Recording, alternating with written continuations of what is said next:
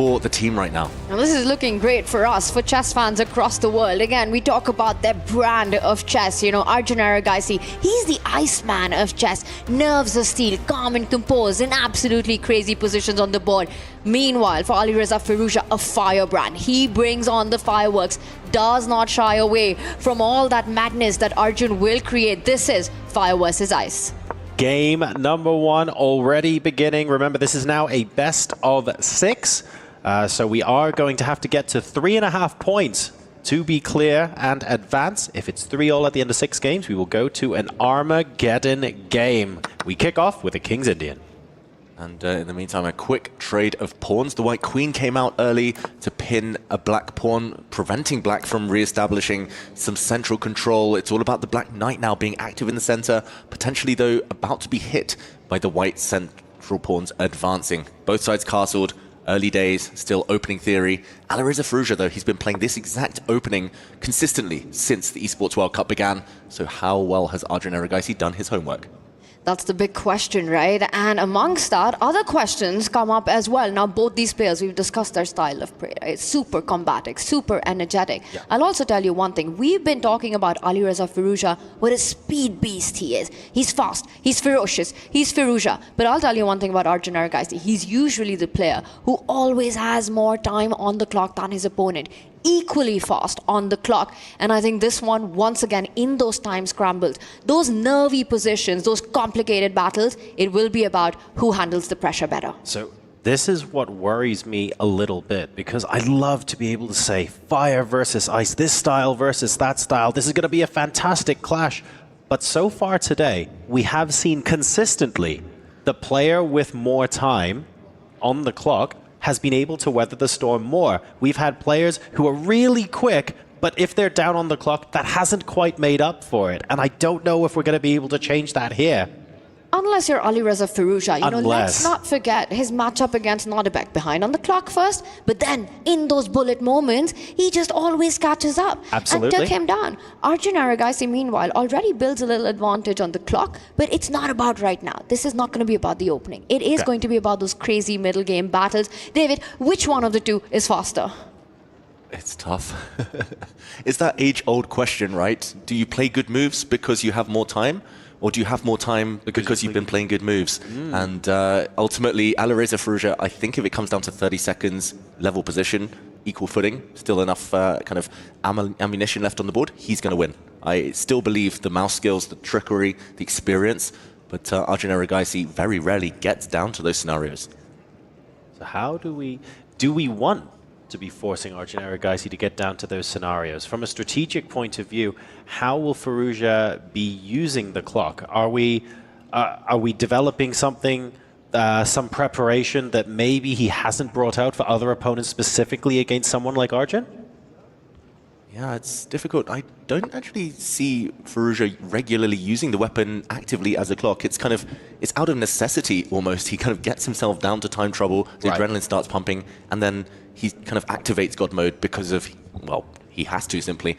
It's very rare to see him kind of accumulate a 3-4 minute time advantage, keep the momentum going and hustle the opponent on time. I have seen Arjun do that, however, on a regular basis. One of his biggest weapons and definitely part of his game plan in classical chess, let alone blitz here. 100%, you know, he uses the clock to his advantage. But I think Alireza Firouzja is showing his mat strategy. He wants to keep a controlled position against a player like Arjun Erigaisi, you know, not go into those actually absolutely chaotic positions where Arjun really thrives. He loves it when there's a complete mess on the board, known as the madman of chess simply because of his brand over the board there. And meanwhile, here Alireza Firouzja makes sure that there are no big pawn breaks, no open lines, no big trickery on the board, where Arjun would perhaps be the master. Well, let's talk a little bit now about the position on the board. Obviously, there's a very interesting contrasting styles when it comes to time management, so we'll see what happens and if the clocks end up going down to what we've just discussed. On the board, who is likely to be more comfortable with middle game complications arising out of this position, which is a very difficult question to ask between any two good players, let alone two of the best in the world. Who do we think is more chill here? I would say the next few moves is going to show us who's more chilled. I was going to say the most obvious move in that position was to drop back the black bishop, attacking the white queen, but the white queen would have slid across near enough to the black king to cause some discomfort, but pushing pawns in front of your king also fraught with danger. Right. I think that shows a bit of kind of indecision from Arjun Erigaisi this last pawn push. He doesn't really want to commit his bishop. He's unsure whether he should retreat, trade, how to react. So he pushes a pawn, but he might be regretting that a bit later. Some weak squares appearing around the black king. Definitely feels a bit rash, completely unprovoked right there. You know, he had that healthy option of retreating with the bishop, but Arjun Erigaisi trying to just do Arjun things, you know, surprise us. Unpredictability is the name of the game for him. And Firouzja, he slows down trying to counter it. I think for white, the idea revolves around eventually getting that e-pawn up the center of the board. You know, right now, he develops the bishop, the queen lined up on that e4 square. There's a threat, e7 pawn is hanging right now. He's provoking Arjun to play f6. Yeah. That would have weakened the king side. That's interesting, isn't it? Because you almost want to play h3 straight away, but instead Firouzja's thinking, actually, how can I provoke you to making even more pawn moves? And although the pawn moves are weakening, the white queen is almost trapped in the center of the board once the black bishop retreats. So maybe there were kind of some pros, some good things to say about committing pawns. Instead, Arjun, he's playing very reactively. A threat was created on his bishop, he defends. A threat was created on his pawn, defends. Pushes a pawn, now he has to retreat his knight. It feels like Firouzja is the one trying to get the action going. Arjun, for now, happy to play it solid and nurse this small time advantage. Some active moves there by Alireza Firouzja, and he can continue that, right? He wants to get that pawn to e4, and I wonder if this will be the moment that he decides, well, he continues on the same path. He attacked a bishop, he attacked a pawn, he attacked a knight, and then continues with a hit on that bishop, now forcing Arjun to move it to that f5 square. Well, you have other options, but bishop f5 seems like the move that you want to make. White then will slide the queen over, and that move e4 comes with that much more power. Is there any reason black would play bishop takes knight here? I think only out of necessity if you feel that the other options aren't appealing. The position isn't super open right now, but giving away the bishop pair, we've seen it in previous games, can come back to haunt you long term. It's definitely easier to play with those bishops once the center kind of opens up, and I think these top players, they're very biased towards bishops in general. But there we go. Commentator's curse. You called it, John. Nice move. I don't know, man. I'm not sure I want to be right. I'd prefer to be caster cursing this in favor of the two bishops, if I'm honest, because that really is the pattern that we've seen all day today. So it's interesting that we've had a little bit of a break from that so far, recapturing with the queen as well to potentially free up the square for e4. That was a great call there. I mean, with Arjun, just expect the unexpected. Bishop takes knight on the board, giving up the bishop pair voluntarily. You know, the plan that anyways Alireza wants in on the board. He's sort of inviting it right now. I am surprised with that decision. He needs something very active and very energetic to kind of compensate for the fact he's parted with the bishop pair now, especially due to the fact that white is going to be the first to occupy the middle of this board. E4 just looks so beautiful. Combined with the bishops, the white queen now beautifully perched. I was a bit afraid she would get trapped, but nope, Arjun retreats instead. And look at the eval bar, question mark appearing.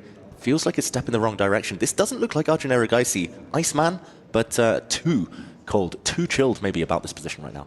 I don't know what the correct answer would have been, but it did feel like the kind of position where, oh, white would be doing great if he had an extra move to play e4 now, and there was one shot maybe for black to play some initiative-grabbing move that sort of disrupts that plan.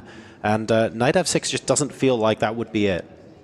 And that knight has had such a journey across the board, you know. I'm going to remind everyone that it's actually the knight that came in from the edge of the board of the other side. From b8 to a6 to b4 to d5 to f6. How many moves is that getting the knight to the square? And is it really active? I don't think so, because it's about to be hit with the e4 pawn. That pawn is threatening two ideas. e5, d5 at the same time. Right. Which means now black, as Arjun, you have to be watching out for both these expansion moves that open up the position further for those bishops. I just want to point out, from his first 16 moves, this is now about to be move 18, he just moved his queen, but before that, 16 moves, he moved his knights 7 times, almost half of his first few moves with black. And the black knights do not look impressive. They don't look like they've done that much work. So clear loss of tempo. In the meantime, the white queen's done a lot of heavy lifting, but the rest of the white army look perfectly poised. as well. So that's what happens when you move the same piece multiple occasions. Again? 8 times now out of 18 moves. He's definitely trying to get those 10,000 steps in with that horsey. Well, I don't know if any of us in the studio will manage it, but that knight is definitely getting it done because I don't think it's stopping that. You don't want it on the edge of the board. It might be rerouting itself to the center because there are some targets. You know, we speak about the big center that white has, and maybe Arjun continues the path. Bring that knight to f8, bring that knight to e6, start attacking the d4 pawn. My goodness. You said, It's a one-horse army. It's a nightmare. I mean, it's a nightmare for his own position at the moment. He's hugging his own king. He's moved it 8 times in 18 moves. It's not actually generating any threats at the moment. It might still have a bright future, but right now there's an awful lot of training, unfortunately, before he's let out of the stables and can join the battlefield in anger. There it is. Oh my goodness. 9 out of 20. You called it. Knight f8 on the board, heading now to those light squares at the center because Alireza's last move, e5, it blunts the bishop in front of the black king, but also leaves behind some holes. One can imagine one knight landing on e6, the other knight landing on d5, and some control across the center of the board.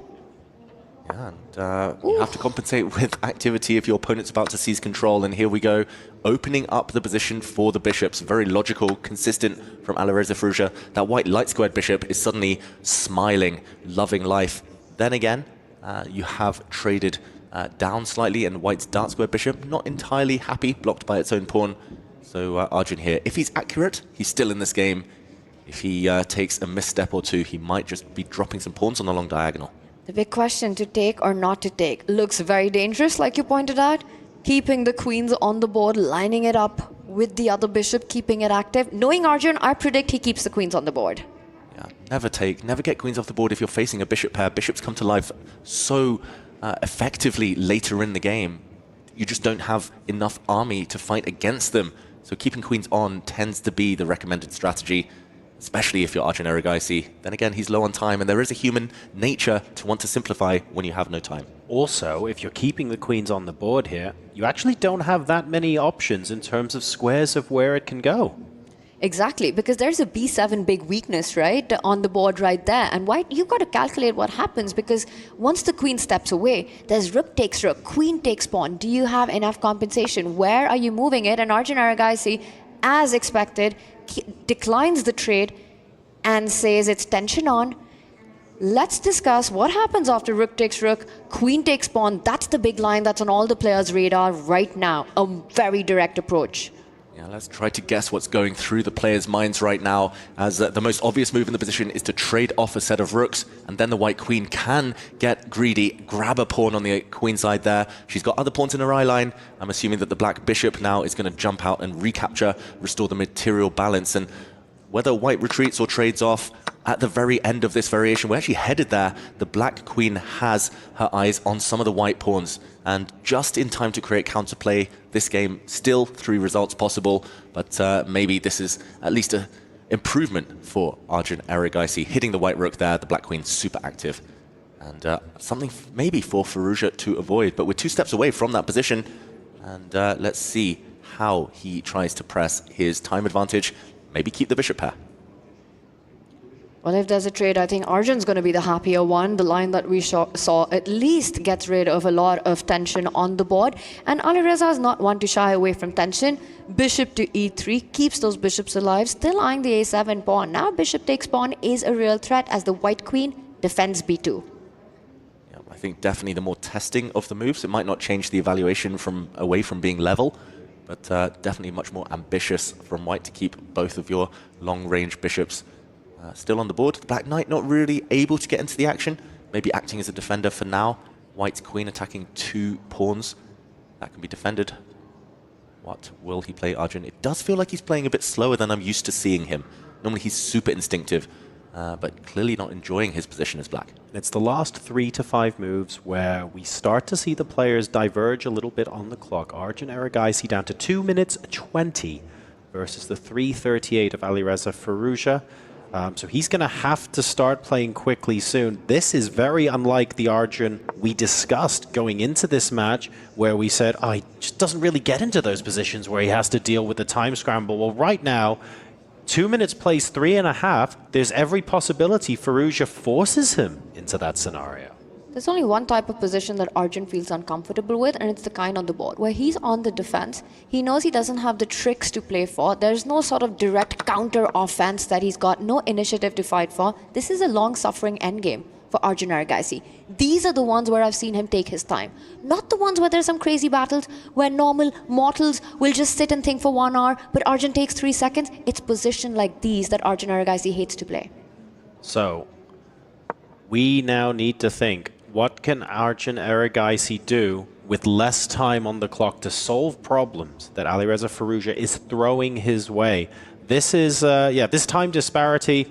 Prior to the match beginning, we would almost expect it to have flipped. Firouzja now has the opportunity to turn the screw, to further complicate the position, really confuse things with the 2 bishops on the board. That's also the other reason why I think Arjun Erigaisi wants to get a pair of bishops off. We need simplicity so that he can use his time more effectively. Yeah, but he was getting pinned there. The black rook was undefended, so now it parks itself on a slightly improved square defended by a pawn. Those dark square bishops about to leave the board. But if you look on the queen side, it's 2 versus 1. White has 2 running pawns, only 1 blockader for black. And more importantly, the white A pawn promotes on a square that's covered by the light squared bishop. So everything else being equal, dark squared bishops off, rooks off the board. Watch out for those white pawns. They're going to sprint forward, and very high chances they become a queen. First, he gets his king closer towards the center, preparing for that pawn race. Black does the same, but it feels like white is ahead. And meanwhile, black's majority, it's not even moving. It's far away from creating a clear passer, and for Firouzja, the plan's clear. It's playing out on the board. You know, it sort of plays on its own. Push the A pawn, push the B pawn, keep advancing it till as far as you can. And finally, Arjun, he does trade. He goes into that pure bishop versus knight. And the big question, will black's king and knight be in time to stop the pawn avalanche? B5 is incoming now that the bishop assists it. And the other big issue as well is time. 2 minutes 14 plays 1 minute 10 essentially, and the plan for white is plain to see. Now that the bishop is defending the square on b5, you're pushing the pawn. You're pushing it again to b6. You keep going. I think b5 can still be pushed here. I'm not seeing a reason not to keep pushing. So it's really clear, but in terms of defense and in terms of solving the problems, Arjun Erigaisi needs to think more, but he's down to 1 minute and 6. Yep, he's just going to try and bring his king towards those pawns. It's not going to be easy. I've been commentating on Arjun Erigaisi's games for a long time. This is one of the highest heart rates I've seen him with in ages. He's normally down at 60, 70. For him, this shows he is nervous. He's feeling the heat. Firouzja pushes forward with the pawns, the black king moving, but breakthrough. Those pawns can continue to push. Is now the moment. Firouzja says no, he waits, but the white king will soon start making its journey forward too. It could be the white king, it could be the white pawn, everything looking really good. Meanwhile, Arjun, he tries to create some distraction on that right flank, f5 on the board. You want to try and trade off as many pawns as possible, liquidate the position on the other flank so that if you're forced, you can give up your knight for one of the passers. And that's the big hope to try to draw this game. I'm expecting Arjun to continue as well with the g-pawn moving forward next. First Firouzja, he doesn't bring his king forward. Now he does, only after a trade of pawns. Look at that black knight, sidelined. It has to protect the promotion square for white's b-pawn, but you're essentially playing down a piece. As long as Firouzja keeps a pawn alive on the other flank, he should have enough to convert this to victory. 52 seconds in the red now for Arjun Erigaisi. Firouzja ticks down too, but look at that black knight, trapped.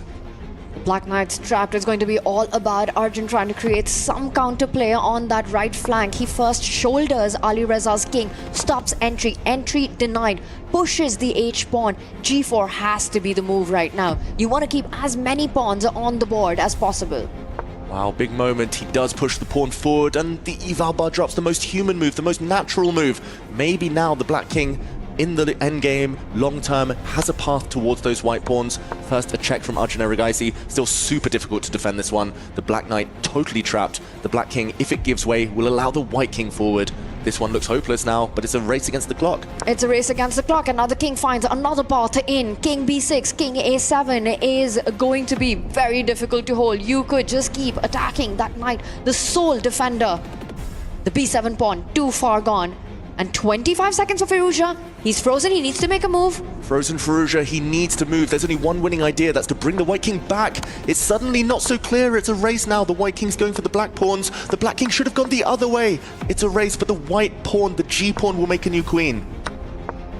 And the only chance for Arjun now is to try to flag Alireza Firouzja. But 14 seconds, the Bullet Beast, the Hyper Bullet Ultra Beast, that should be surely enough for him with the queen on the board. Going for stalemate, Arjun Erigaisi, but it's not going to work against Firouzja. 12 seconds is enough. The queen gives a check, and that's game over. Complications in the end game, possibilities of rescuing something from this game, not quite. With 12 seconds remaining on the clock, Alireza Firouzja will take game number 1 in this all-important semi